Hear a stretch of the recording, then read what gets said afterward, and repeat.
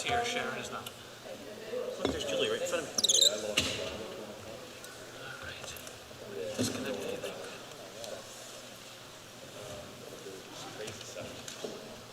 It's all with this sign. Not yet. I'll sign it. You need Chief, how you been, man? oh, It's been a while.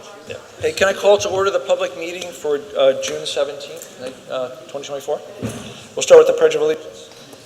I pledge allegiance to the flag of the United States of America and to the republic for which it stands, one nation, under God, indivisible, with liberty and justice for all.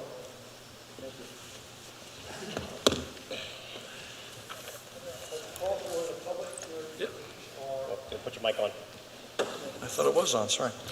I'd call to order a public hearing for H.R. 481, a public hearing to consider the possible adoption of ordinance H.R. 481, amending Chapter 163 of Tredyffrin Township Code by amending Section 163-21, regulations regarding the acceptance of industrial waste, trucked industrial waste, holding tank waste, and septage. Mr. McKenna.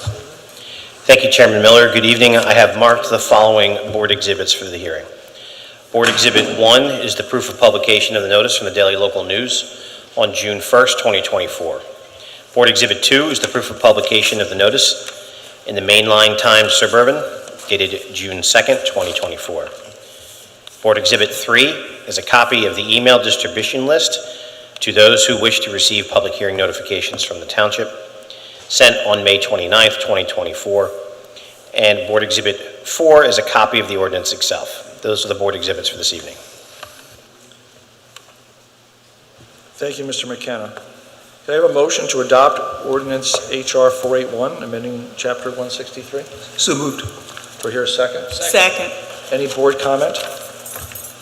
Just a clarification that once again, the objective of this is so that our standards match the EPA standards. And just to go on the record for that. Yeah, we need to pass this to be in compliance with federal regulations. That's correct. The Valley Forge Sewer Authority essentially requires us to amend when they have regulations that require them when we send our flows for treatment. That's correct. That's right. All right, thanks. This is a roll call. Any public comments?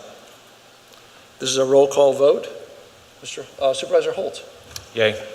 Supervisor Wysocki. Yes. Supervisor Bhaskar. Aye.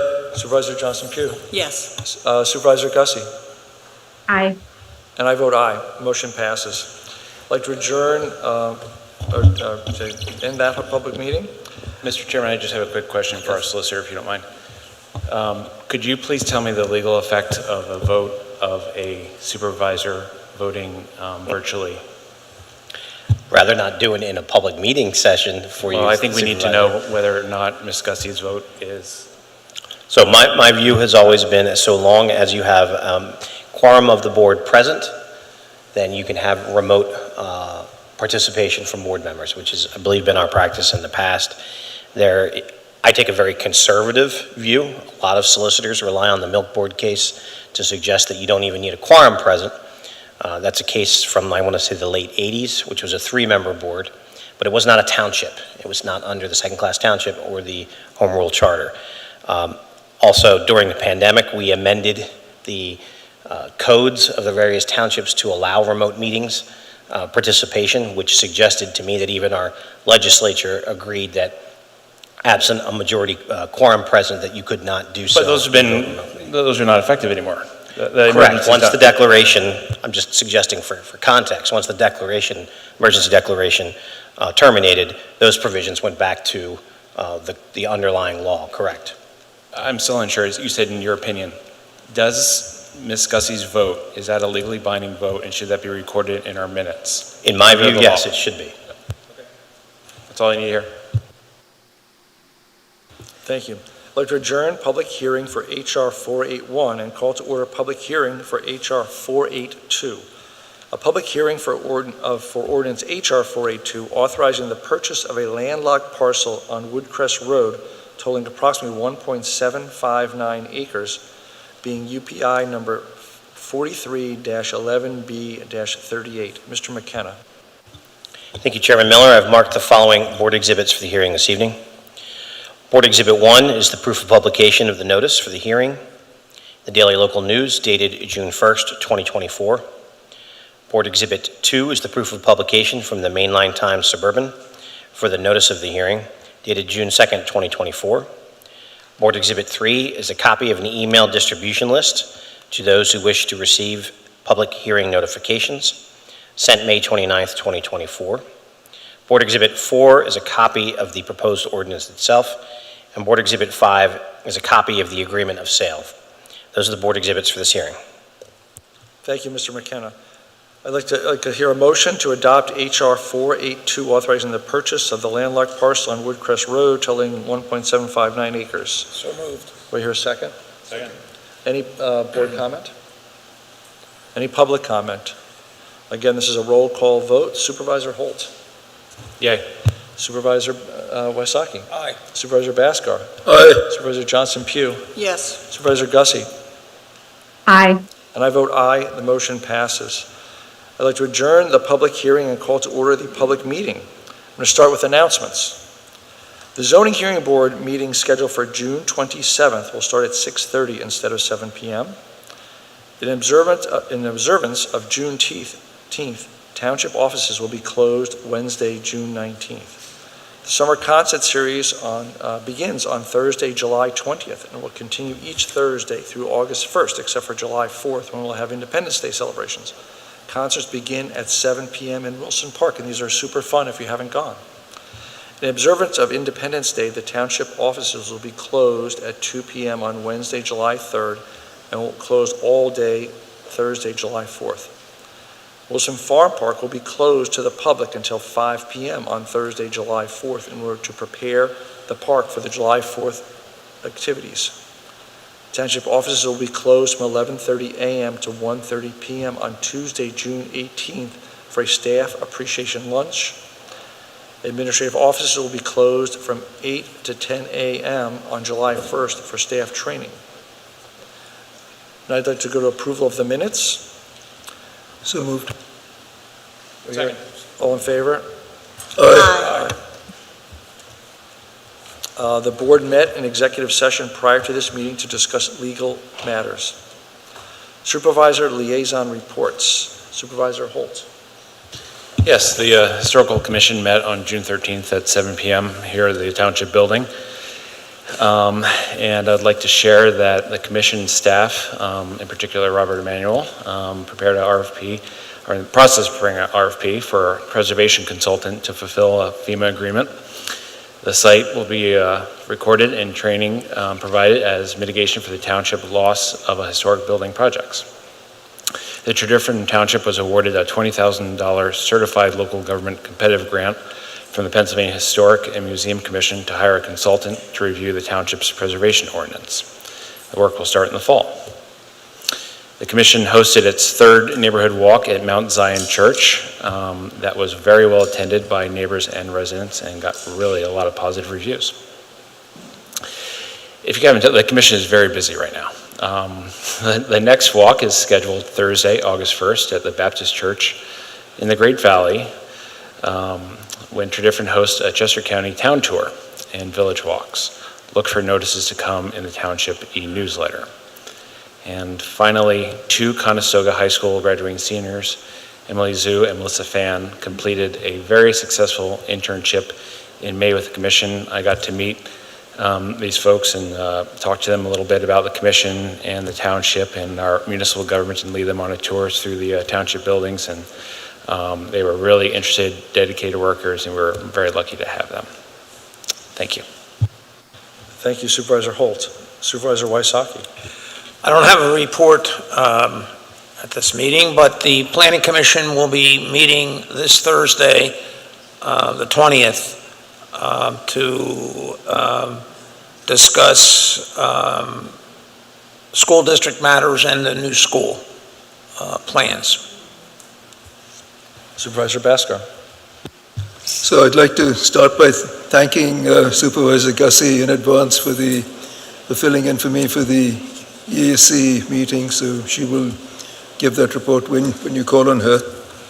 For my part, the Library Board of Trustees met on Thursday, May 23rd, And with the new chiller finally up and running, the temperature in the library is okay, but it's still humid.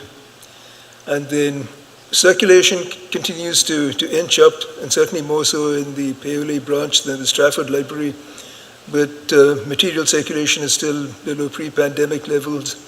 E-material circulation, however, continues to grow strongly, and program attendance is also growing strongly year over year. So at this point, one of the things that the Library Board of Trustees is realizing is that there's a new normal. The pattern of use of the libraries has changed, and they will adapt to that.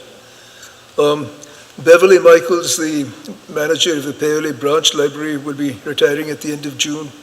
So we'd like to thank her for many years of leadership and management of the Paoli Library. And the board also approved the meeting room policy, and there is a bylaw subcommittee chaired by Stacey Stone and a planning committee subcommittee chaired by Mary Ann Murphy. So in the past, I've talked about the fact that the Library Board of Trustees was setting up subcommittees in order to focus on specific things rather than involving the whole board, and the subcommittees would come to the board with recommendations. So the next meeting of the Library Board of Trustees is at 7 p.m. on Thursday, June 27th at the Paoli Library. So a couple of times a year we meet at the Paoli Library, so please do join us. Thank you. Thank you, Supervisor Bhaskar. Supervisor Johnson-Pugh. I have no reports. Thank you. Supervisor Gussie. Hi, as Supervisor Bhaskar mentioned, I filled in for him at the Environmental Advisory Council this month. They are busy as always. There was a lot of great discussion on many topics. The EAC continues to do great work in terms of park stewardship. They had 3 successful days of planting trees and shrubs in Wilson Farm Park, engaging multiple volunteer groups. They're also continuing their macroinvertebrate and flow studies at Krabby Creek, and there are opportunities for volunteers to get involved in that as well by reaching out to the EAC. Regarding plastic waste, the EAC has collected enough plastic this year at our bins at the library and the Township building to earn another bench for the Township, which is great.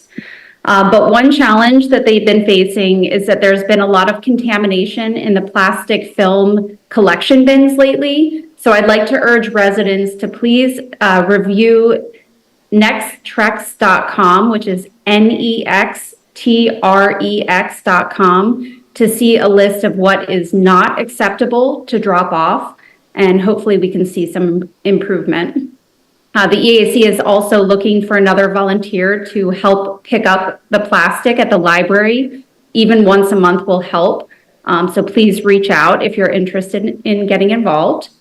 Finally, the Rain Garden program has had another successful planting in May, and they're considering locations for the fall as well.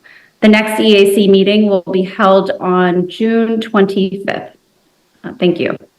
Thank you, Supervisor Gussie. And I actually have a report to give today. It's with great pleasure that members of the Tredyffrin Township Board of Supervisors and Police Department announced that Officer Rhonda Carroll was selected our 2023-2024 Officer of the Year. The TTPD Awards Committee reviewed submissions provided by staff verifying the performance and positive impact the candidate has on the department and our community. In selecting Officer Rhonda Carroll as this year's recipient, the committee unanimously agreed that Officer Carroll represents the finest in dedication, service, and commitment to the Tredyffrin Township Police Department. Officer Carroll is a United States Army veteran as well as a 30-year veteran of the Tredyffrin Township Police Department. She has received numerous accolades throughout her career, ranging from life-saving awards to unit citations for her role in major incidents. Officer Carroll is a member of the Bike Patrol, Police Honor Guard, Community Relations, and is currently assigned as a patrol officer on Alpha Middle Shift with Sergeant Moore. She continually represents TTPD as a member of the Honor Guard at special events and is always available to assist us at our community-based details. On Wednesday, May 29th, Officer Carroll was surprised to realize that she was selected this year's Officer of the Year during our in-house awards presentation at roll call. Her mother, sister, niece, and nephew were on hand as she was presented with the recognition. Please join us in congratulating Officer Carroll for her outstanding commitment to the community she so proudly serves. And I want to personally thank Officer Carroll.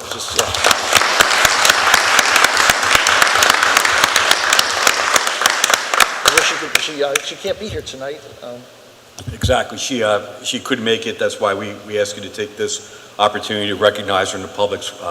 It's definitely something she earned, and she represents us so well.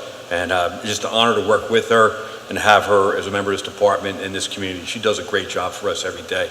Yeah. So thank you for reading that, and thanks to the community for the No, support. thank you, Chief. Thank you. It's really a fantastic service that our police provide to the community. It's super important, so thank you. And thank you, Officer Carroll, even though you're not here. We're going to move on. Motion to authorize the Environmental Advisory Council permission for the sale of alcohol at the 4th Annual Roots Festival fundraiser on Sunday, September 15th. Mr. DeRocco. Thank you, Mr. Chairman, members of the board. This is a same request that we had last year. It was a success with the EAC and the library, so we're hoping to repeat that and have another success. Happy to answer any questions.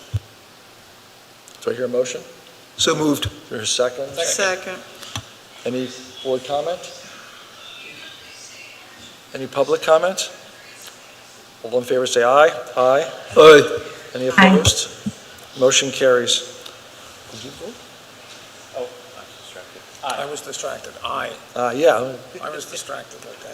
it's not helping us here. Motion to approve right-of-way easement, temporary construction, and permanent drainage bridge easement for 1463 Glen Hardy Road. Mr. Burgo. Just a quick correction, 1563, not 14. Yeah, 15. Oh, 1563, sorry about that. Chairman Miller and members of the board, the following easement is the second of two easements. The earlier one was previously approved. This is for the Glen Hardy Road Bridge Replacement Project. We already have the contractor approved, and this is basically the last easement we need prior to starting construction. We've worked with the solicitor and with the resident, and we have the signed paperwork from that resident. So if you have any questions, I can certainly answer. Do we hear a motion? So moved. Hear a second? Second. Any questions or comments on the board? Any citizen comments? All in favor say aye. Aye. Aye. Any opposed? Motion carries. Motion to approve the Princeton Hydro supplemental proposal for engineering design services for the Willis Woodcrest Upper Wheatley project. Mr. Burgo.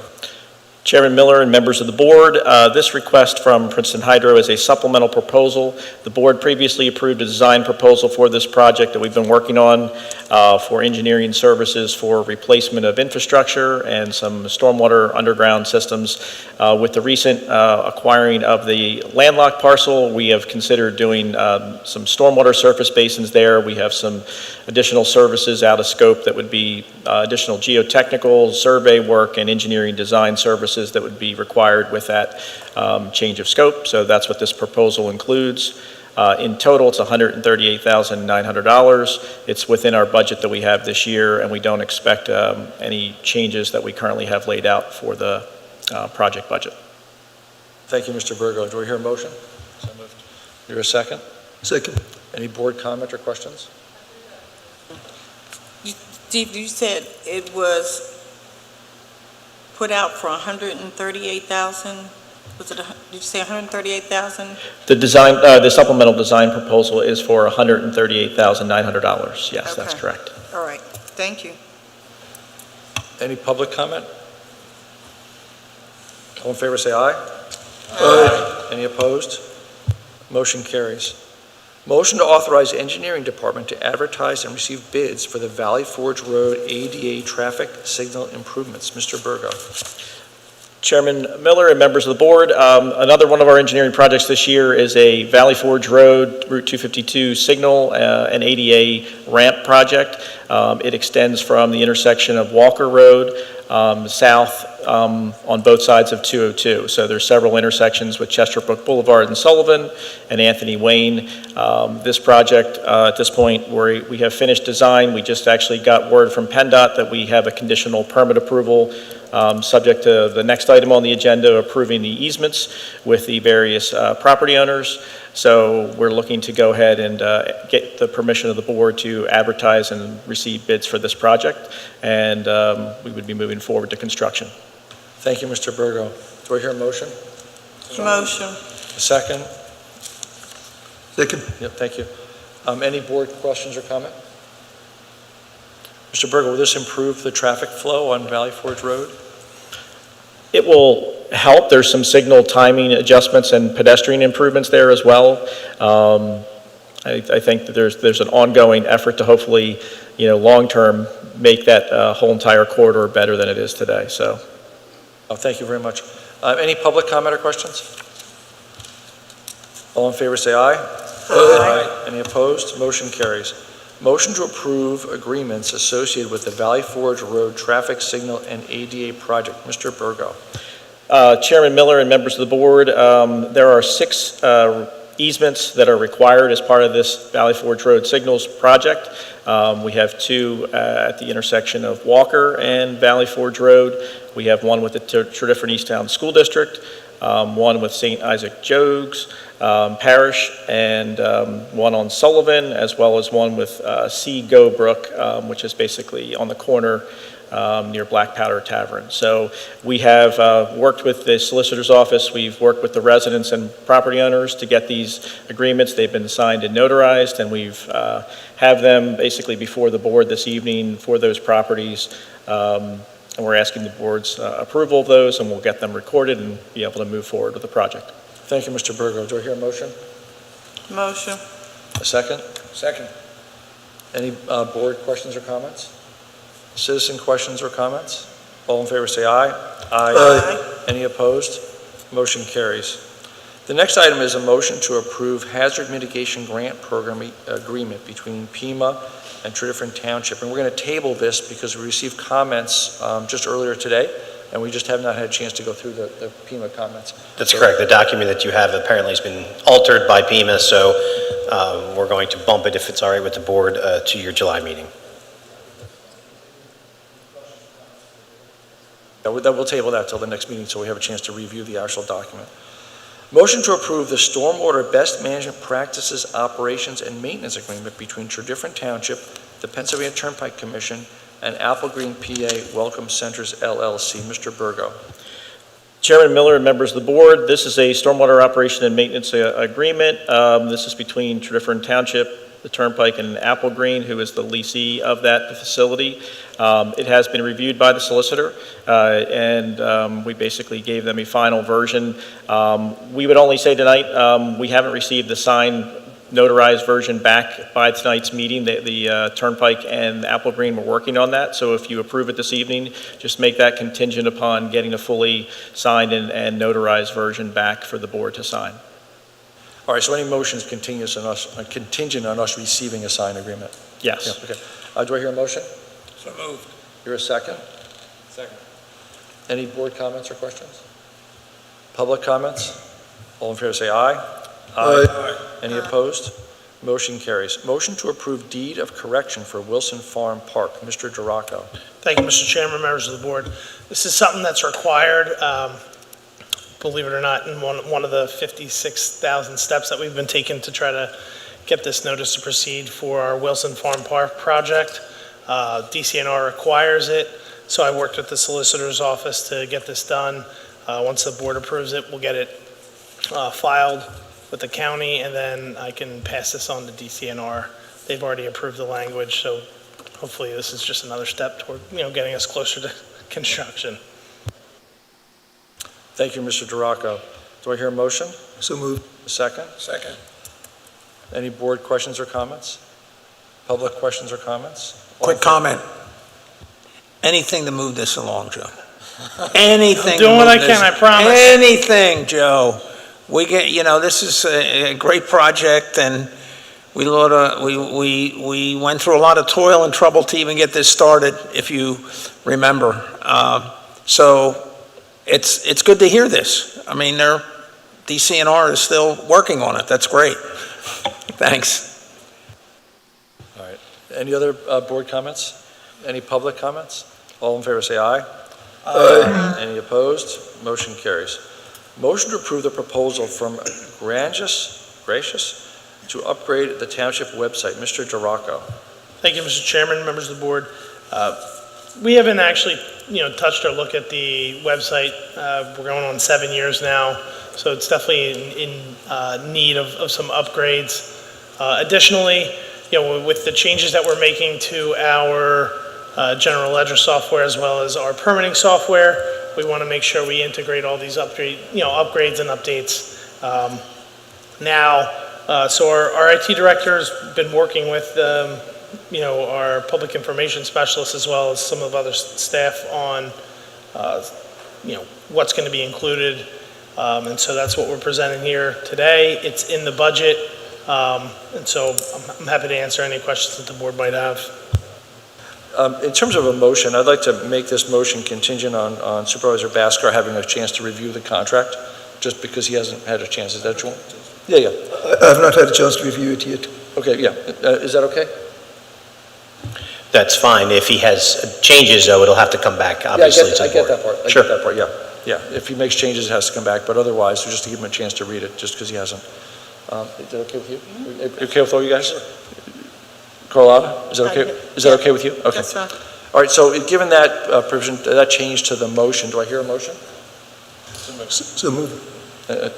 Or maybe a second here? All right. Second. All right, thanks.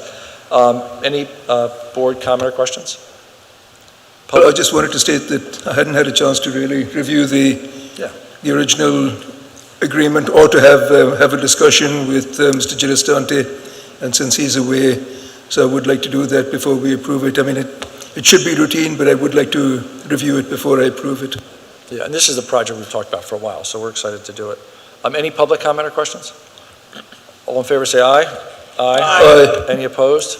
Motion carries. Motion to authorize the township manager to execute a letter of support and forms associated with a Growing Greener grant application for Elizabeth Lane Stormwater Infiltration Project. Mr. Martin. Thank you, Mr. Chairman, members of the board. Yes, as this clearly states, this is for a Growing Greener grant application with the Valley Forge Trout Unlimited Group. This is the last phase of a 4-phase initiative, often referred to as the Krabby Creek Stormwater Project. Began in 2021 Growing Greener grant. The township is pledging $144,000 in a cash match, or 31% support during 25-26 to fund the balance of the construction costs not covered by the $325,000 grant. We're fully supportive of this project as part of our stormwater efforts, and supporting our outside agencies that are helping us with these kind of projects, and happy to answer any specific questions. And I know there's a member of the audience that, if you need any other information, is here as well. Thank you. Thank you, Mr. Martin. Do I hear a motion to approve? So moved. Here's a second. Any supervisor questions or comments? Public questions or comments? All in favor say aye. Aye. Any opposed? Motion carries, and thank you, by the way. Motion to adopt Resolution 2024-18 to increase police staffing levels. Mr. DeRocco. Thank you, Mr. Chairman, members of the board. This is actually something we're very excited to have in front of the board tonight. Earlier this year, in discussions with the board and board leadership, we talked about doing some strategic planning with our department heads. And so we spent the first couple of months of this year really digging into our departments and, what we see as our needs right now, but also into the future.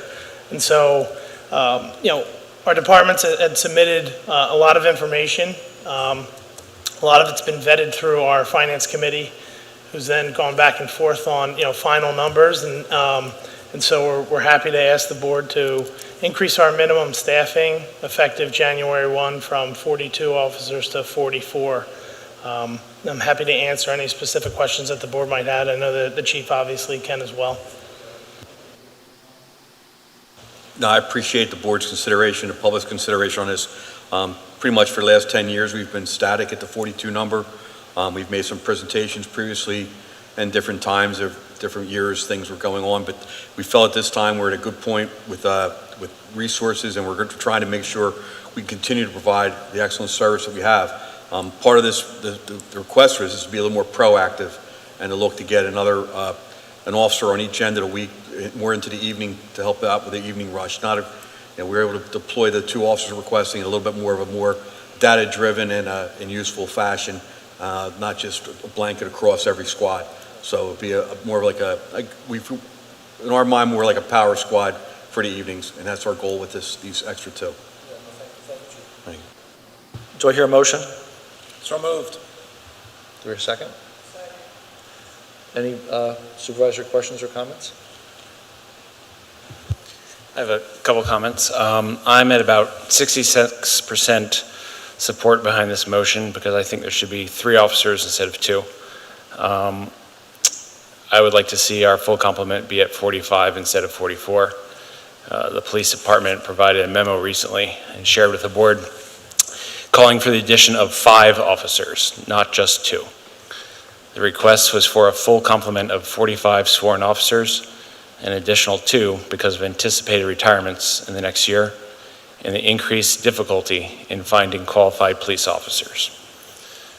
A 2010 independent study by the ICME Center for Public Study found that 45 officers was the right number for Tredyffrin 14 years ago, when our population was over 3,000 fewer people.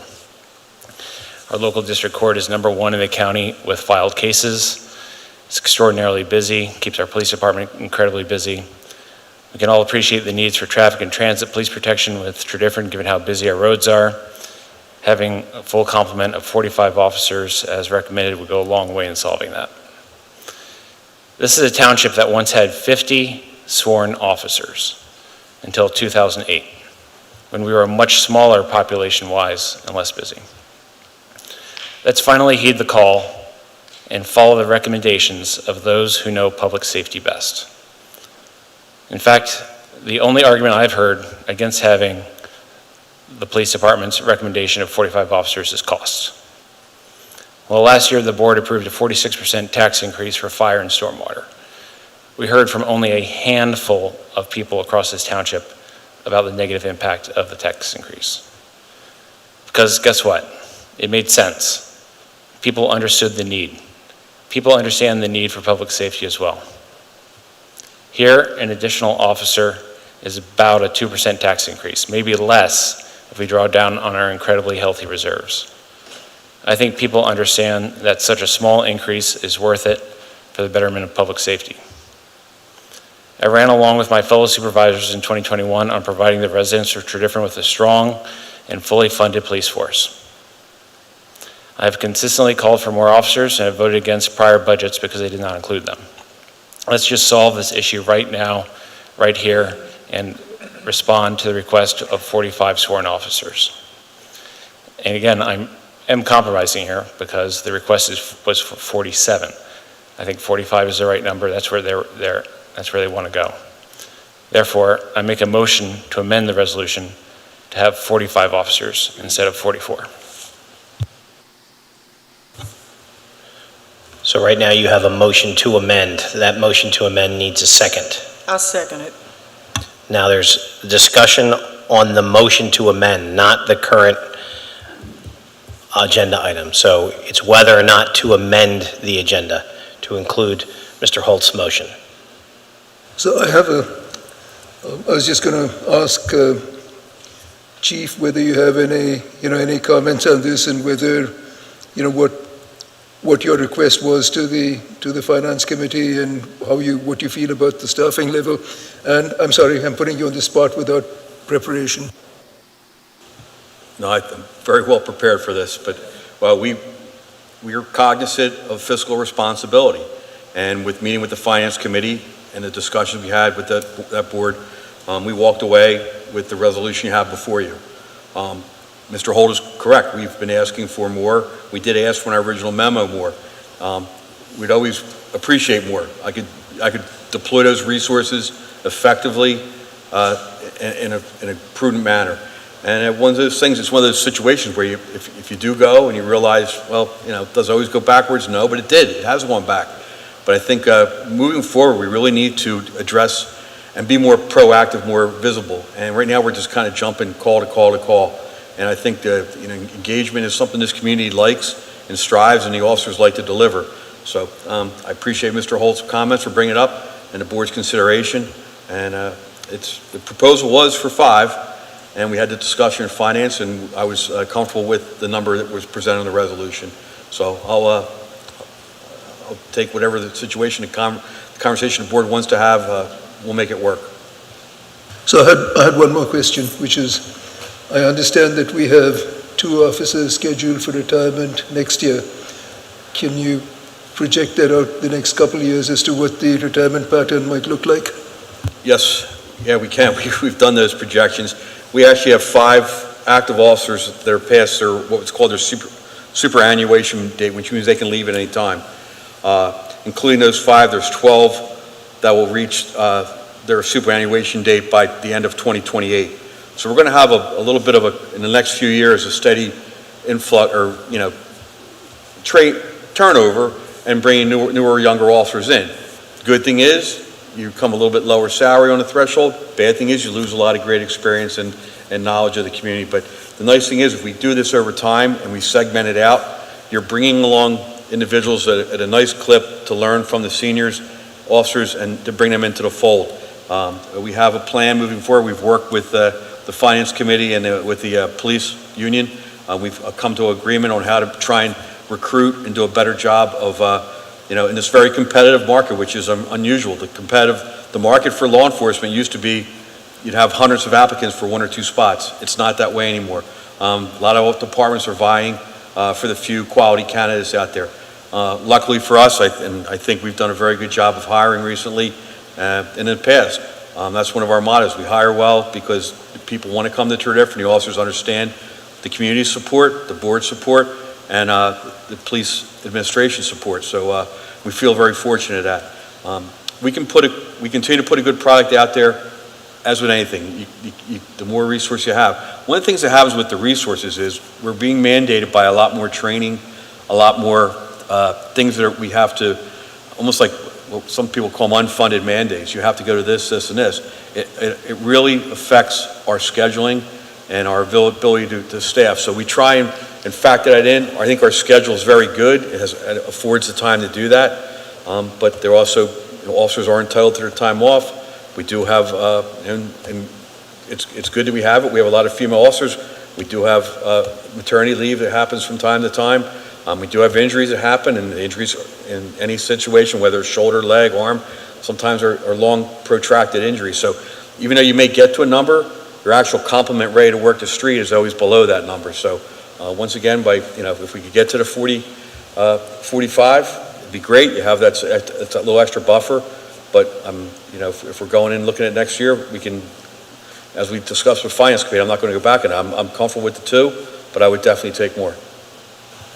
Thank you.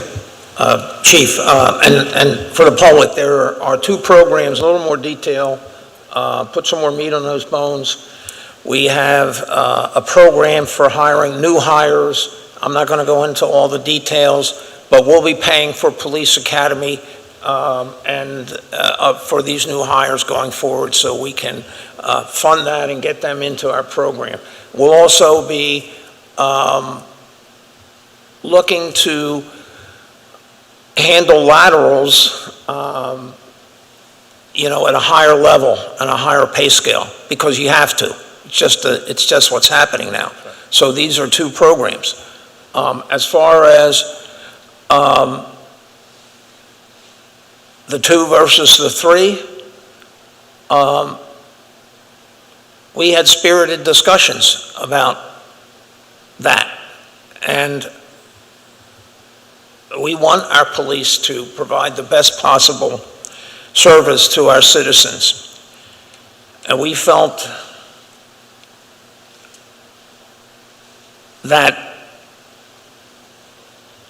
we could do that with putting together the incentives and the new programs for new hires to cover people who might be retiring, that we could do that with adding 2 more officers. Mr. Rice, just to clarify, who is the "we" in that sentence? It was, I said, the Finance Committee. And the Finance Committee being who? It's David, me, and you. And you Right. weren't there at that meeting. I absolutely was there, and that was the Special Finance Committee. I was the one voting Oh, against it. okay, you're right, okay. Yeah. Correct. So it was I 2 apologize. people against 1. That's the "we" in that sentence, just to clarify. Okay, well, we're here now, we're talking about it, that's fine. We can also talk about that study that asked for the prior time when we had 50 officers. I mean, we can all talk about that. But I think that's not appropriate for this discussion because that was not what was needed coming up to where we are now. But, you know, I respect your opinion, I respect the need, maybe, but I guess the feeling, certainly on my part, that having sat and having supported the police department for years and having been the person when first elected in 2014 and first sitting here to put 2 more officers to bring them up to 42, and maybe more important at that point, to permit the then chief to hire up to 42 whenever they had and whenever he had a vacancy without coming back to this board to fill a police vacancy. And that's what we'll be doing now, up to 44. But so I'm well aware of funding for the police, taking care of our department, making sure the services are there. And in my mind, I wish we had unlimited funds to have funded 5. That I didn't think that was appropriate. And I landed on 2 personally. I'm willing to own it for now. I'm willing to listen to requests for an additional. I got a question. Okay. I have a question. I wanted to finish, but that's Oh, okay. go ahead, I'm sorry. Go No, ahead. I'm willing to No. listen. I'm willing to listen to arguments, reasoning for the additional 1. You can always add an additional person to any one of our departments. We could always do that. Departments may need that here. But I personally thought that 2 would be well-founded to add to the department to provide the need that is needed now, and coupled with what we were trying to do going forward, that we'd be able to cover our, I'll call them immediate future needs. Okay, I got to ask a question. I wasn't on the Finance Committee because I didn't sit here at that particular time, so I have not a clue where the apples and the oranges and the pears and all of that got moved around. But I'm kind of going with Matt, and I have to think about what the chief is saying. If this is 2024, and by 2028, which is 4 years, which is going to fly past in a hurry, he's possibly going to lose 12 people to retirement, give or take, if not before that, because if there are certain people who are at the age and they can leave, they just may do that. Now, please, gentlemen over there, don't take this offense, but how I'm going to use this. If I sat here and I'm saying I can spend $65,000 for a truck, which they need because the trucks are breaking down, why can't we figure out how to add 1 more police officer to give the chief at least 45 that he can work with, just in case a couple of them decide to retire? And then we're going to go back around this again to try to figure out where we're going to get the money or where we're going to put the people at. 1 extra person, I mean, I understand health benefits, I understand they got to go to class, I understand all of that. But but if he originally asked for 5, we could come up with 2. I don't see why we just can't give him 3 and figure out how we can make it work in the budget. There's got to be some line item things that we can move around to give him 1 extra person, if it'll help him. Because the township has grown, there are more people here, there are more things going on, and if he's got to juggle now to make it work for somebody to be able to answer a call or what have you, I don't think one extra person is going to really, really tax us that we can't give him that for safety reasons. Because the township is growing and people are coming here and people do want to feel safe. And I personally think we should be able to figure out how to just give him 45. If he's only asking for 2, we should be able to find to give him 3. And that might hold us from 2024 to 2026. We might get lucky and he doesn't have to come back. That's just my own personal opinion. Chief, you tell me if I'm wrong. Like I said, I wasn't here. I wasn't part of the finance committee. But I'm just saying, to me, I think it makes sense. Give him the 3. And then he may not have to come back for a couple more years because he may be able to keep some of the people who are going to retire, might stay. And then you never know where we might get some money from that we can add another one for him. So, yeah, I sit on the finance committee, so let me just say a few things. First of all, I sit on a lot of finance committee meetings as part of what I do for a living, and Chief is an excellent manager, and every excellent manager is going to say, give me more resources because I can deploy them effectively. That's just the way it works. So I totally respect your saying, give me, any number of people you give me, we give you, you will use effectively. I have no doubt about that. Our job in finance is to say, how much can we afford? We heard that these people would be deployed to, what arena are you going to put these people on, these new officers? We would do a middle shift, which would be a 2 p.m. to the 10 p.m. and just on each end of the week. So we switch Alpha and Bravo, which is our week work, Sunday through Wednesday, Wednesday through Saturday. We'd have an extra person during the afternoon, evening rush. And this was data-driven as to when you thought you needed them the most. And that's sort of how we got to this choice, this decision in finance. Is crime up in the community? Like, should people feel unsafe, or is there any crime issues we are particularly concerned about right now? No, and if you look at crime trends and the data-driven, the numbers are down across the country, across Tredyffrin. That's crime numbers.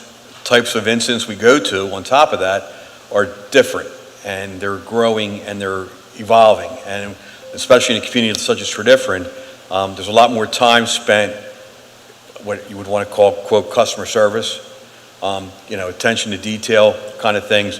And one of the things is, and I have to tell you, is the shape of Tredyffrin Township is unique such that we try and deploy our officers across this town. It's a big town, 20 square miles, 19.2 square miles, and it's 32,000 people, ballpark, and we are a major thoroughfare with, any given day, hundreds of thousands of people commute through the area. On any given time, any call for service is a 2 to 3 officer response.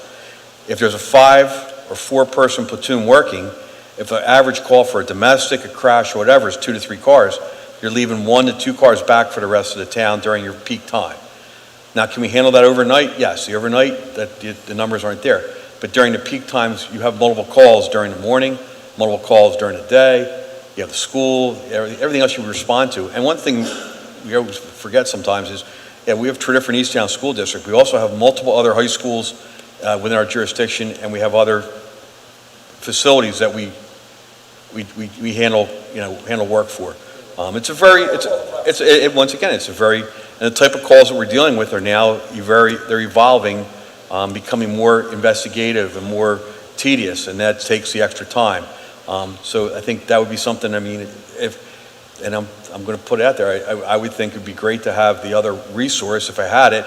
If I had each of those ends covered, I have another a person I could put investigative, because they're swamped in investigations with the amount of fraud we're getting, the hundreds of thousands of dollars people are losing. Even though it only counts as a one crime theft, some of the crime we're looking at is thousands and thousands and hundreds of thousands of loss for people and also for corporations. It goes both ways. But Chief, let me just, so are you saying now that you would deploy a 3rd officer as a detective? I would look at with my team and find the best way. We have 5 detectives now. I know they're busy. You have 4 detectives and a supervisor. But I would look and see what the resources are. And we have the availability. And right now, with people being out, there's a body on the street. First of all, the street comes first. The street is what comes first. We put bodies on the street to respond to calls for service. But that's like, after talking with the committee, we came back and as a group, we decided, hey, how's best to utilize the two? That's what we were working on off of that model and ready to talk to today. But I could make sure that with the amount of people we have out and the amount of people off duty, to have that extra off duty, injury or other leave issues, slot that person into a squad that's short and have that flexibility. Can I just get back to one point that Carlotta hinted at or made, which is crime, is crime an issue in Tredyffrin Township compared to past years or not? Like, do we have a public safety problem or not? That's really... I would like to say no, but I would like to tell you that it's No, I because of get attention that. to detail. Yeah, no, I appreciate that. I just want to get to the, I don't want citizens coming away from this thinking there's a crime problem. No, that's We're not, ignoring. I just want to be clear, we're not Right. ignoring a crime problem. that's not what I was saying. I wasn't saying that there is a crime problem, but there's two things. When you're talking about giving people resources, I understand what you do, and I have to do the same thing. In my regular 9-to-5 job, I have to manage. And I do know that there are departments that will ask me for something, and we're trying to figure out how to make it work, and sometimes I got to bend and give it to them because they show it to me in black and white. Because one thing I do know, you can skew data to make it look any way that you want to. You can make numbers, been there, done that. But what I was saying is that if, as the chief just said, if somebody's out, if somebody's doing this and that, and I understand what you and Murph and Matt worked on, if we can give him that resource, that he's able to use that resource and can show, not the crime's going up, but actually try to keep it down. But like he said, for investigations and things of that nature, that extra body could help and alleviate some of this, I don't see the problem in that. I don't see where we can't make it work that he gets that body. I'm not a Wall Street broker. I don't, but I do know how to run a business per se in my department that I have to do to make sure that the money is going where it's going. I just think it would be a good idea to relook at it and to see, could we give him that extra person? Not saying that there's more crime or anything of that nature, but to give him that extra person now and maybe head off, that we don't have to do it in the future. So how much does a police officer cost? How much does a police officer cost? 2% tax. So, What's the dollars? Let's get dollars. so our current cost, where it stands today, it would be about $135,000 per officer. However, we're anticipating next month coming back to the board to approve an MOU with the union where we would recognize certain level of experience, and we'll call them lateral hires. That goes up to about just under $150,000. However, additionally, if we hire a cadet, that cost for the first year is about $90,000 per officer. So wide range, depending on what you... But eventually there'll be an officer that will be paying for Correct. this, So, not a yeah, cadet, right? So yeah. it's $155,000, is I that would all say in? between $125,000 and $150,000 is a good range to consider. Is that all in? Is that the whole full cost? Yeah, that's salary. The car, the gun, all the stuff? That's salary, that's your tax benefits, that's health insurance, pension, the uniform and everything everything else like that will be included in our operating budget. So we they always make it work with new officers. Chief would be best to answer how much it costs to the gun is... Equipment-wise, per officer is ballpark $20,000 by the time you do a vest, but with the vest, we get back on grants. So there's the yin and the yang. Uniforms, probably about $4,000 in uniforms. Weapon, $1,000. I mean, there's the incremental things like that. The training is the big thing. One of the things that's nice is actually the state is reimbursing. So if we do a cadet program, the outlay towards the cadet program is reimbursed if the cadet gets through the program and passes and comes on to the PD. There are funding opportunities for that, but I would look at us doing a few laterals, a few great opportunities for young finds that we can put through the academy, And that's one of the nice things about this, getting back to the academy is, but you're bringing some raw talent in, some young talent, and infusing your workforce with a diversity, and that's what we really need to do. Yeah, actually,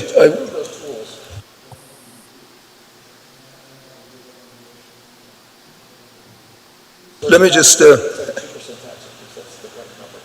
I just Supervisor Miller, just so you know, your sound is off, so Oh, the sorry people about that, yeah. that could not hear you. Yeah, sorry about that, yeah, thank you. There's not that many people here, but it's mostly us. But anyway, yeah, no, I appreciate that. So I think, back to Supervisor Holt's point, that it's probably like a 2% tax increase is what we're talking about here. So go ahead. yeah, I have one more comment to add, which is that, I'm not part of the finance committee, but I came here to ask the chief, and I have to compliment the chief on giving the most diplomatic answer that I've heard in a long time. But I think that I'm persuaded at least that we should give him the extra officer and encourage him to try and fill the positions with cadets if it's possible to make that work. But that would be what just based on listening to what Chief said in a very diplomatic fashion. So I'm inclined to support Supervisor Holt's motion to make the change. Any other supervisor comment? And we'll do the roll call vote. I just want to make, I'll just. Julie, go ahead, you haven't spoken yet, go ahead. Okay, I'll just say my 2 cents here. I'm pretty excited about the hiring changes that we're thinking about, the cadet program, the lateral hires. I think that those are both gonna be really positive changes. I also am very supportive of the 2 officers that were on the initial agenda. I think we've heard that request for a couple of years now. I think there is the need. And I'm comfortable with that level because we're also implementing these 2 changes. I just think it's the right level when we're also adding these other changes. We don't know how that's going to shake out yet. And I think we know that we might need to increase the number in years to come, but it makes sense to me to do the 2, but with those 2 changes, the lateral hires and the cadet program. It's not, that's just my general thought and why I was supportive of the agenda item. I've been in a couple of finance committees as the fill-in. I don't think I was in the main one discussing this with Chief, but I have had discussions on this in the past. All right, Supervisor Wysocki, you can go. Yeah, a couple of things. The ask over a number of years has been 2 officers. This year, I could understand it because we have all of those retires. You could look at it, it went up to 5. When we discussed this, we felt that, or 2 of us felt, that 2 were the prudent amount, as Supervisor Gussie said, looking at the hiring program requested by the police department, which we passed with virtually no comment. We discussed it in depth and said, that's a great idea, let's do it. And that is why I settled on 2. That being said, I commend Supervisor Holt for bringing the issue up again. I hear Supervisor Miller saying, as Chief Beatty, he will deploy these officers in the right way. He'll do the right thing. And as Supervisor Johnson-Pugh said, hey, we can find the money. I mean, there's no question we can find the money if people, and it's public safety. I really do feel that we did the right thing by settling on 2, or I'll speak for myself personally. I really felt that I did the right thing settling on 2, knowing what had been requested over the years by the department.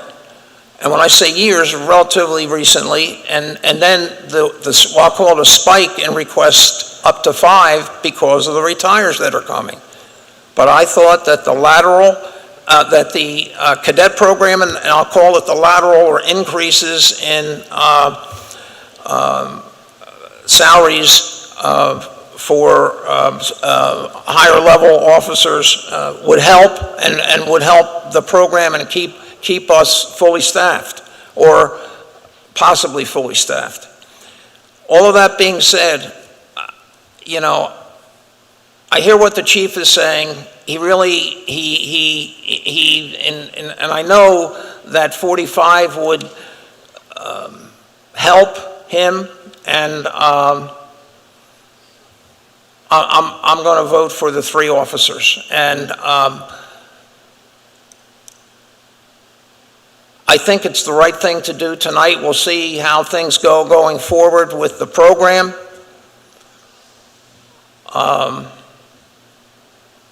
And that's where I am tonight, so thank you. All right, so with that said, I think there's a roll call vote on amending the motion that's on the table. I have public, there's someone with a hand up virtually. Oh, go ahead. If you'd like to, yep.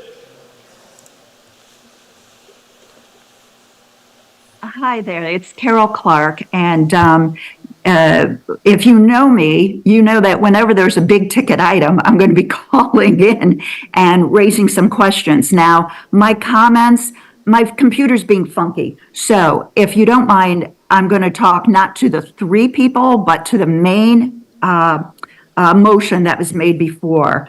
I hear a very healthy discussion going on, and I'm thrilled that people are talking about this.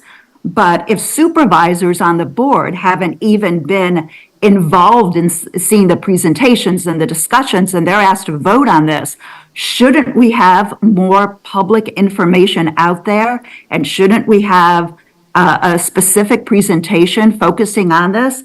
I feel that our superintendent of police provided useful background on the fly. He was prepared, obviously, tonight, and made some very excellent arguments. But I think those, coupled with the things that had been discussed in the finance meetings, should be shared with the public at large. And you're saying there aren't many people in the audience. I'm hoping there's a lot more people watching TV. So I think before you vote on anything, that you get more public background of this. I think this is a budget issue, and I'm sort of surprised that it is coming up now, unless you're trying to prepare everyone for budget increases. But we need to understand this versus other things that we will have to be spending money on. I want to point out that we had, in the past, every time we've done a thorough examination of it, it's funny how it always ends up being, for each additional officer, would be a 2% to a 2.5% increase to the budget. And given what our general budget is now, every police officer, when you do add in all the pensions, the retirement, that's retirement, the healthcare that continues on, all the family benefits that are given out, it's more than just pay. But every time we add a few officers, aren't we going to need another car, or are the cars going to be worn out that much faster? We need to have guns, we need to have the training, et cetera. So it's going to be a good 2 to 2.5% tax increase on our general fund for each officer that we're adding. You can't come up with $200,000 quickly or find it. Tredyffrin works on a very lean budget that I'm very proud of everyone. Now, I remember a report that was issued last year, and when the superintendent of police had asked for more police, and that was good. I think that presentation needs to be updated, given any changes, and that we do a public presentation and a full-hearted discussion of what we want and expect and hope for our police force, as well as being very honest. Are we going to have to be paying people more? Are they expecting more if we need to fill the positions that we have? We need to have a healthy discussion of what are the services we expect from our police.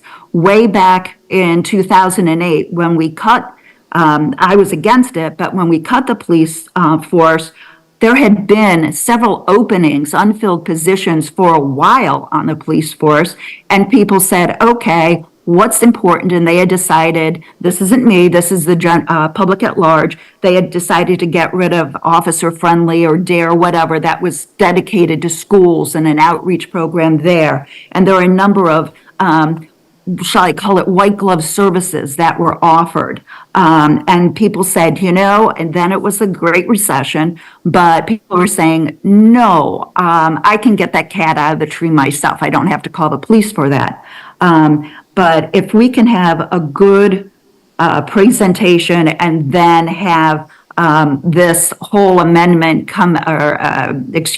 decision come up and be shared at the next Board of Supervisor meeting and let them vote. Is it 2 people? Is it 3 people? Is it more or is it less?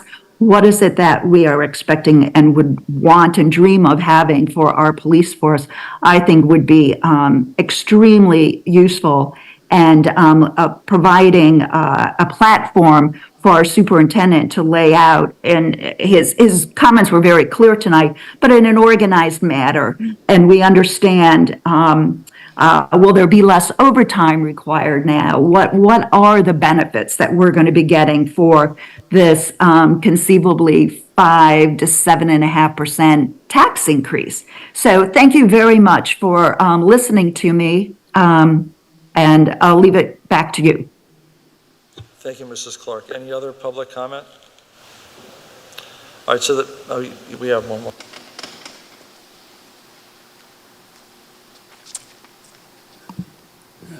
Ray Clark. Of course, Carol had some excellent points there.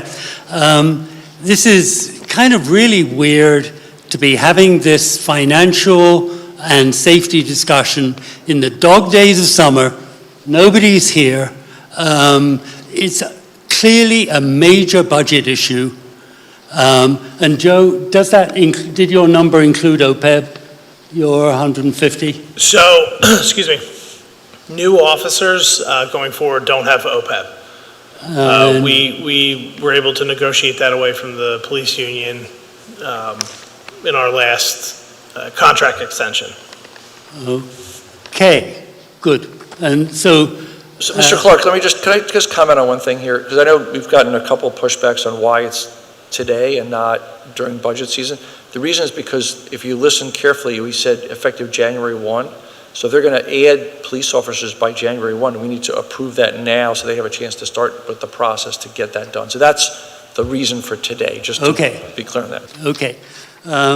So there was some discussion about the data and volume. And by the way, I am totally in awe of the service that our police department provides. People like Joe Butler, he is just absolutely brilliant, responsive, community-oriented, just love people like that to bits. So, but if we look at the data and try to annualize our year-to-date, there's calls for service are down, there's 16 offense categories, 12 of those are down. So we're seeing that the demand for service, if anything, seems to be down. And we talked a little bit about that. That's national trends too. So the public is kind of seeing this. We talked about how there's no kind of sense that we are unsafe or anything, and the data supports that. And we're saying that because there are retirements, we have to hire more people. So that means that for every experienced person going, we need 2 new people coming in. Is that, well, why does retirement mean our overall level goes up? That was a confusing statement somebody said. That's not why we're doing this. The chief thinks he needs to, or has asked for additional officers to provide service to the community. There's a separate thing, which is we have some officers who are going to retire in the next couple of years, but we're going to replace those when they retire. Okay. I think you might have and then- misunderstood the way I think you might have misunderstood when I was the one that said about retirement. But what I was saying is that if the chief got the 3 now, because he was saying possibly by the end of 2028, which is 4 years from now, there was about 12 people who were going to be retiring. And I was saying, well, if he got the 3 now, it may head off that we wouldn't have to put as many, because somebody may not retire or what have you. I was looking long-term with numbers. That's what I was saying. Okay. And Mr. Clark, one other thing that I heard the chief say was that even though crimes are down, the reportable crimes, but what's changing is that we're seeing more white-collar crimes that require a lot more analytics and a lot more time on he said the pattern of where they were spending their time has changed, and they're spending a lot more time doing analytic work rather than necessarily patrolling the streets. At least, am I right, Chief? I mean, certainly identity theft is one of the categories that's down. Most of the others aren't really white collar. Okay. The other thing that I'm kind of puzzled by is that there are a lot of people out. Do we have more people out now than we used to have? Is there something going on? Like injuries and sicknesses, and that's one of the reasons we need more people sworn? That's not what was said about No? why, the reason to have more people. No.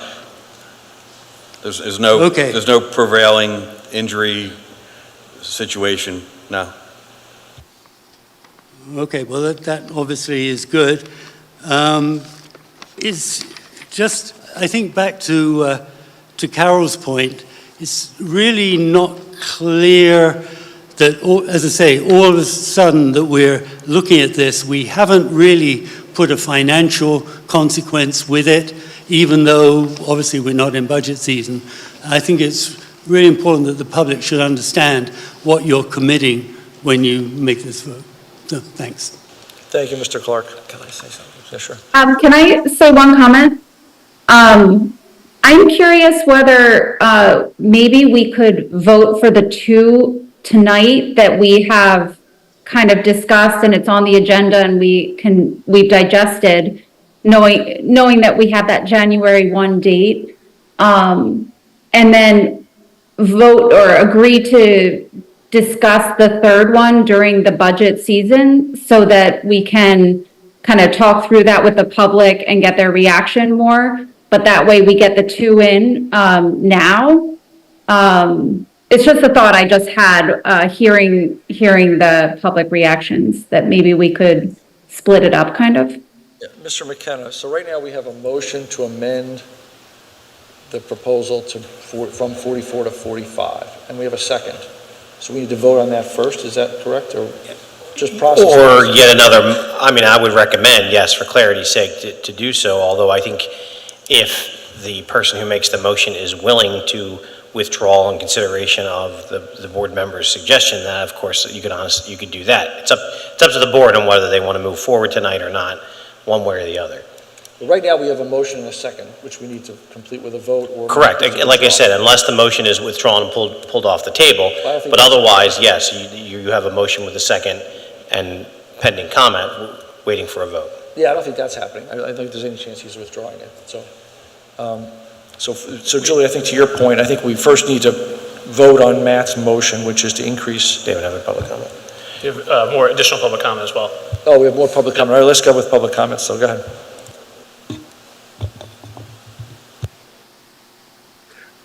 Hi there, it's Mark Lewis, 17 Chateau Circle. I do want to make it clear I'm a very firm supporter of the great work that the police department does and the interaction with so many of the officers. I do want to underline a few other comments that the actual budget proposals actually sounds very well thought out and seems to meet the vast majority of the expectations for this budget year. I'm very interested to hear that there are needs for considering what happens to the police department in terms of equity, diversity, and future recruitment needs. It actually feels that adding an extra officer to this budget process right now doesn't actually address some of the longer term needs for what the department might need in terms of recruitment and training for younger officers, and potentially different challenges in terms of crime types. So I'm also a little bit confused about what more time does the board and other staff need to be very, very clear about those next steps, not just next financial year, but maybe the year after. But I do want to underline, I really appreciate the work that everyone does, staff and the police department, and of course the passion from the supervisors. Thank you. Thank you, Mark. Any other public comment? Yeah, of course.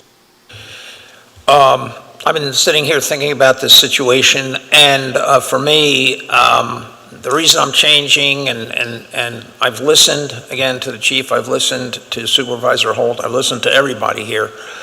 I would look at tonight, if we vote to add 3, or we go from 42 to 45, as a milestone, just as we had in 2014 when we had a long-term officer out and we had 39 officers total.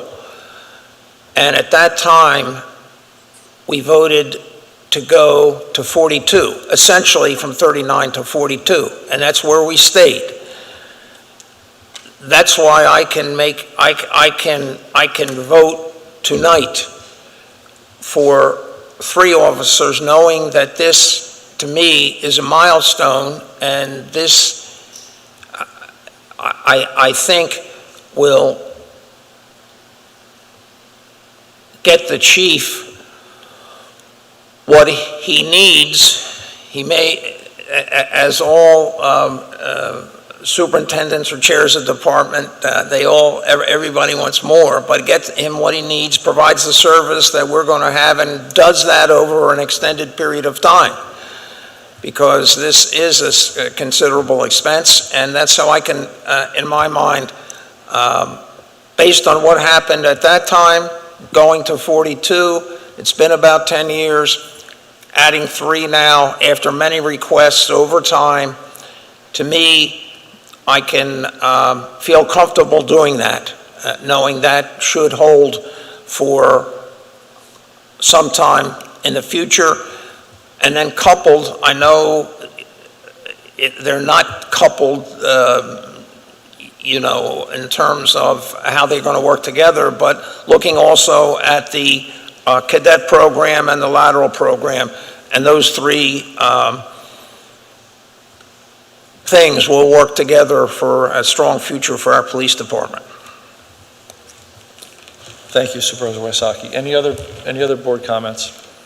All right, so just to be clear, so we have a motion on the table to amend Resolution 2024-18, which currently says we'd increase the police staffing from 42 to 45.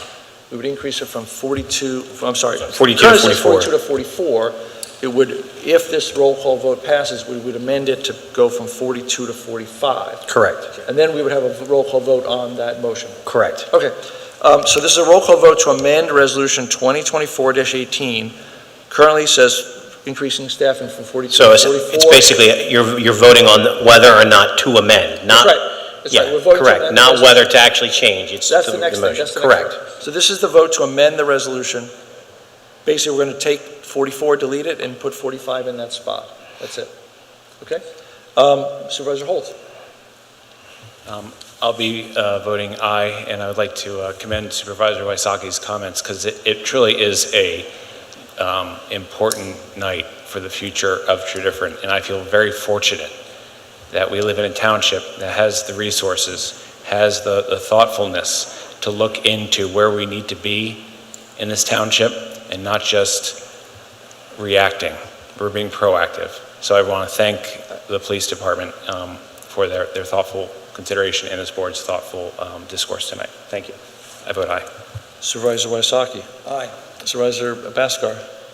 I'm going to vote aye, and in response to the comments that the residents have made, I will say that, everything here is a balance, and, the dollars are a balance, and then the resources that we put into meeting the needs of the township are a balance, and ultimately we're never working with perfect information. We're always kind of working with a certain amount of qualitative gut feel, and that's why I'm going to vote aye to modify the resolution. Supervisor Johnson Pugh? I vote aye. And Supervisor Gussie?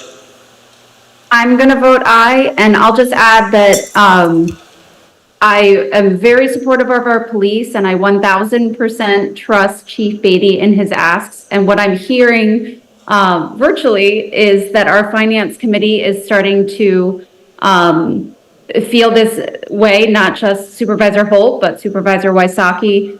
So that makes me feel a little bit better.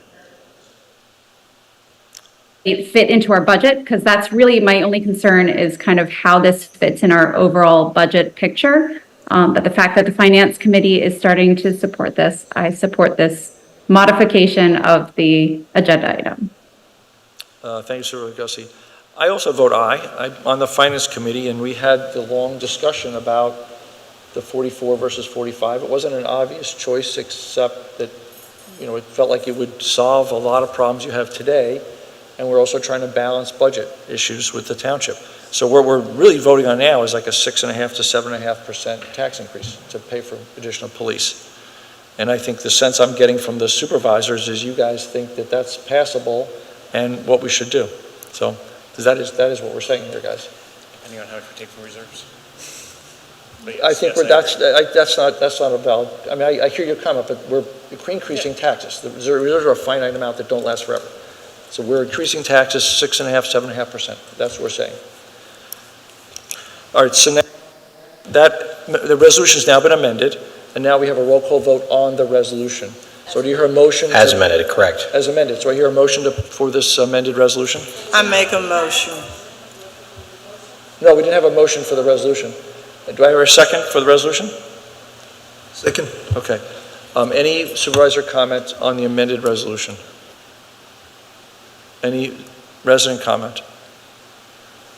Roll call vote again. Supervisor Holt? Aye. Supervisor Wysocki? Aye. Supervisor Bhaskar? Aye. Supervisor Johnson Pugh? Aye. Supervisor Gussie? Aye. And I will vote aye. And I will, just to provide one comment back to Ms. Clark, because I think she asked for it first.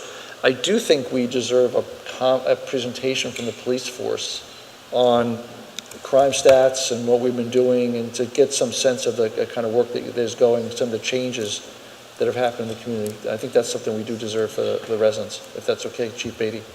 Yeah, no, thank you. All right, so congratulations, you got your 45. Thank you, sir. Thank you, board. Thank you, Paul.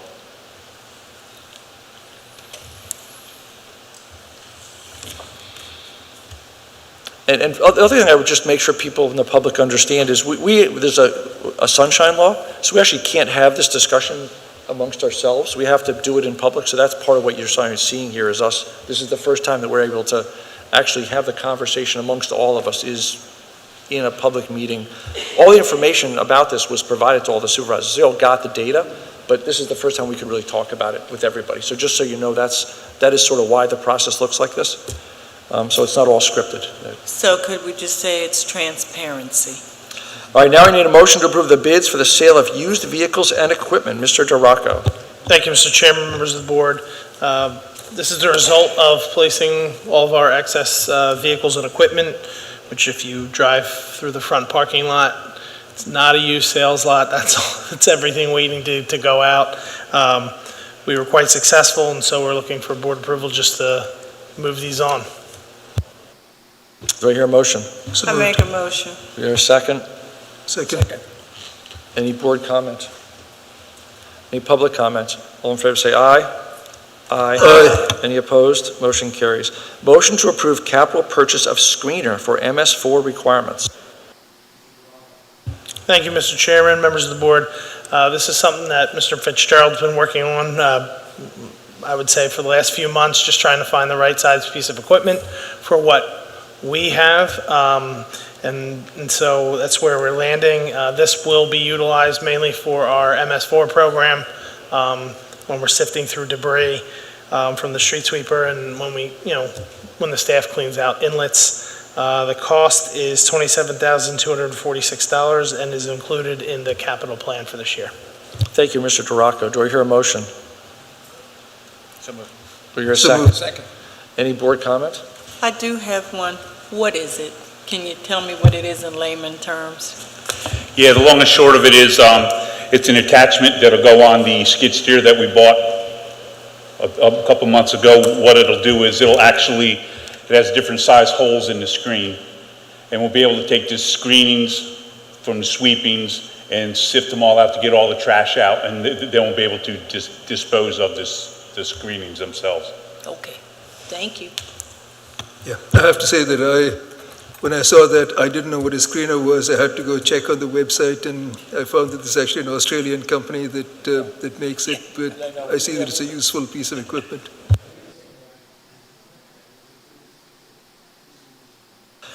Anyway, any public comment? All in favor, say aye. Aye. Any opposed? Motion carries. Motion to approve the capital purchase of a Ford F-350 for Public Works. Mr. DeRocco. Thank you, Mr. Chairman, members of the board. This truck will be replacing a 2006 F-350 as well, with well over 100,000 miles. We're going to reutilize the body because it's been quite a success within the fleet. The cost is $57,466.60 for the truck, plus another $7,815 for the plow that we'll put on eventually. This is included in the budget, and happy to answer questions. Thank you, Mr. DeRocco. For the public, that old truck is 18 years old, so it's not like this is a new piece of equipment we're replacing. Do I hear a motion? So moved. Do I hear a second? Second. Any board comment? Any public comment? All in favor, say aye. Aye. Any opposed? Motion carries. Motion to authorize staff to advertise and receive bids for Warner Spur Bridge repairs. Mr. Burgo. Oh, sorry. Motion to approve the capital purchase of a small utility vehicle for sewer and stormwater department. Mr. DeRocco. Thank you, Mr. Chairman, members of the board. This request, as we really get going with our stormwater program and continuing with our sewer program, we find ourselves, more and more off-road. A lot of our lines, especially, sewer department, run through woods and tight spaces, and not places that we can get bigger pieces of equipment back pretty easily. We're looking to add just another tool to the arsenal for Darren and the group. The other aspect of this is that, out of our special events, 4th of July, Community Day, concerts, it's just another, something that our staff can get in and utilize. The cost is $30,810.90. It's a CoStar's price, and it's included in the 2024 plan. Thank you. Thank you, Mr. DeRocco. Do I hear a motion? So moved. Do I hear a second? Any board comment?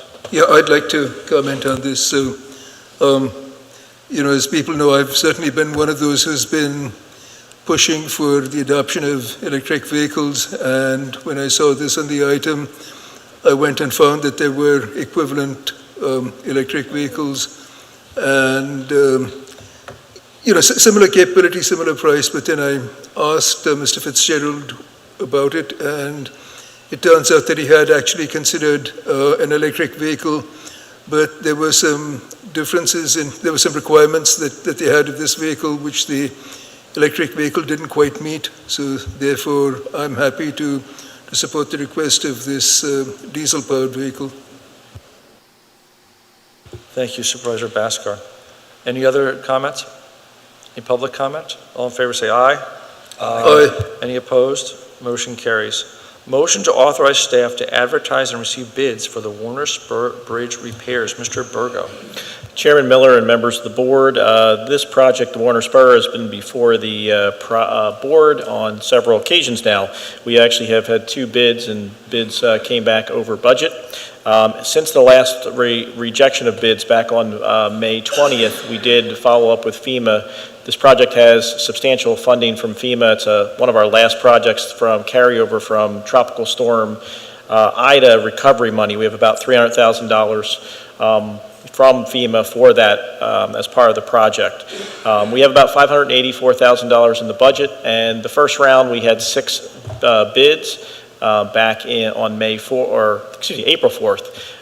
One was within budget, but they said they made a substantial error and they had to withdraw their bid.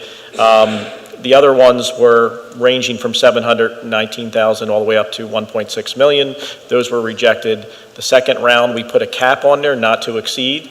And we also took a look at the budget items and we reduced one item substantially, trying to get lower bids. We actually only got 1 bid. We rejected that bid as well because it was over. Since then, we've talked back and forth with FEMA. They have asked us to reapproach the board to let us have authorization to re-advertise. FEMA went back to FEMA asking for more money. We provided them with a justification for additional funding for the project, citing access and limitations to get to the bridge location as one of the primary things. We have to build a temporary access road. We have to use timber matting to get down substantial portion to get to the bridge. And there's just some hardship involved with that for the contractor to get all their materials and equipment there. So they asked us to allow us to prepare and to re-advertise. They are looking for some additional funding from FEMA to offset the additional costs. They also asked us to take the cap off when we rebid, hoping to get more bids again for the third round. So based on that, if we would look at the past bids and we rebid, we're looking, the difference basically being somewhere between about $130,000 to about $312,000 of difference in our budget. So we're hopeful we'll get some successful bids, get some more money from FEMA, but this bridge, as they noted, continues to degrade structurally, and it's something that needs to have these repairs done. Thank you, Mr. Burgo. Do I hear a motion? Do I hear a second? Second. Thank you. Any board comment? Any public comment? All in favor say aye. Aye. Any opposed? Motion carries. Motion to authorize an RFP from a Secretary of Interior, SOI professional qualified consultant to complete an evaluation level survey of the property at 1289 Yellow Springs Road, Malvern, PA. Mr. Martin. Thank you, Mr. Chairman, members of the board. Before you tonight is a memo from Robert Emanuel, our Planning and GIS Administrator. As you recall, at our previous meetings, we had approved the FEMA Hazard Mitigation Grant, and as part of that for 1289 Yellow Springs Road in Malvern, that included the selection of a specific history consultant to provide us delivery of recording packages, including physical description and the history of the property, as well as no more than one more in-person training in conjunction with this process. So with this, we're requesting authorization to issue the RFP. Mr. Robert Williams from the Historic Commission worked really hard on that with Robert, and it's ready to go. So we're just seeking authorization to issue the RFP, and we'll come back with the results hopefully within 30 to 45 days. Thank you, Mr. Martin. Do I hear a motion? So moved. Do I hear a second? Any board comment? Any public comment? Good evening, Rob Williams, Historic Commission Chair. For the benefit of the supervisors, the benefit of this particular project is twofold. One, the recordation of a historic site that we really don't have much detail on, but as working with Mr. Burgo, the site is subject to demolition, and it was only through the FEMA interaction that we discovered the deep history of this property. So this first thing of this project is the recordation, drawings, photographs, and a narrative. But from my point of view, the more important part is the training. We worked very hard with FEMA and FEMA and the Historical Commission of the state, such that the same consultant would provide training for not just the Historic Commission, the staff, will open it up to other Tredyffrin residents. We've lost this capacity to do this kind of detailed research work on our own properties. So this is a great opportunity for all of us to get that training, and looking forward to getting the bids out as soon as possible. Thank you, Mr. Williams. Any other public comment? Do I hear a motion? Or do I hear let's have a vote? Sorry? You know, it's been a long night. All in favor, say aye. Aye. Any opposed? Thank you. Sorry, yeah, exactly, yeah, anyway.